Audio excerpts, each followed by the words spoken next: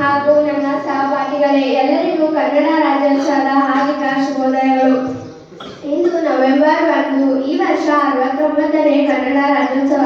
ಈ ಕನ್ನಡ ಹಬ್ಬವನ್ನು ನಾವೆಲ್ಲರೂ ಅತ್ಯಂತ ಸಡಗರ ಸಂಭ್ರಮದಿಂದ ಆಚರಿಸುತ್ತಿದ್ದೇವೆ.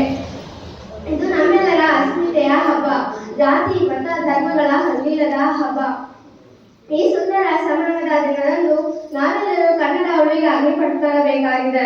ಈಗಿನ ಕರ್ನಾಟಕವು ಮೊದಲು ಮೈಸೂರು ರಾಜ್ಯವಾಗಿತ್ತು. ಮೈಸೂರು ರಾಜ್ಯವು 1956 ನವೆಂಬರ್ 1ರಂದು ನಿರ್ಮಾಣವಾಯಿತು. ಮೈಸೂರು ಸಂಸ್ಥಾನ ಮುಂಬೈ ಕರ್ನಾಟಕ, ಹೈದರಾಬಾದ್ ಕರ್ನಾಟಕ ಹಾಗೂ ಮದ್ರಾಸ್ ಕರ್ನಾಟಕ ಎಂದು 4 ಭಾಗಗಳಾಗಿದ್ದ ಈ ಕನ್ನಡ ನಾಡು ಈ ದಿನ ರಾಜಕೀಯವಾಗಿ ಒಂದಾಗಿತ್ತು. ಆಲೂರು ವೆಂಕಟರಾವ್ ಅವರು ಕರ್ನಾಟಕ ಏಕೀಕರಣ ಚಳವಳಿಯನ್ನು 1905ರಲ್ಲಿ ಪ್ರಾರಂಭಿಸಿದರು. ಅವರನ್ನು ಕನ್ನಡ ಕುಲಪುರೋಹಿತರೆಂದು ಕರೆಯುತ್ತಾರೆ. 1956ರಲ್ಲಿ ಭಾರತವು ಗಣರಾಜ್ಯವಾದ ನಂತರ ಭಾರತದ ವಿವಿಧ ಪ್ರಾಂತಗಳು ಭಾಷೆಗಳ ಆಧಾರದ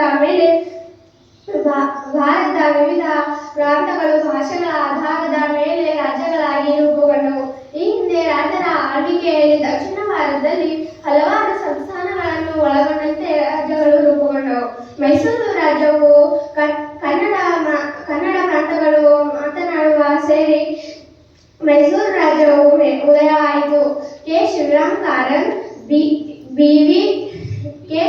ಕಾರಂತ್, ಕುವೆಂಪು, ಎ. ಎನ್. ಕೃಷ್ಣರಾವ್ ಹಾಗೂ ಬಿ. ಎಂ. ಶ್ರೀಕಂಠಯ್ಯ ಅವರು ಸೇರಿದಂತೆ ಇನ್ನು ಹಲವು ಮಹನೀಯರು ಕರ್ನಾಟಕ ಏಕೀಕರಣಕ್ಕೆ ಕಾರಣರಾದರು.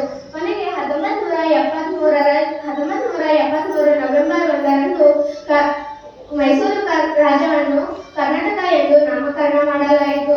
ಕನ್ನಡ ರಾಜ್ಯೋತ್ಸವ ಪ್ರಯುಕ್ತ ಭಾಷಣ ಮಾಡಲು ಅವಕಾಶ ಕೊಟ್ಟ ನಿಮ್ಮೆಲ್ಲರಿಗೂ ನಮಸ್ಕರಿಸುತ್ತಾ ನನ್ನ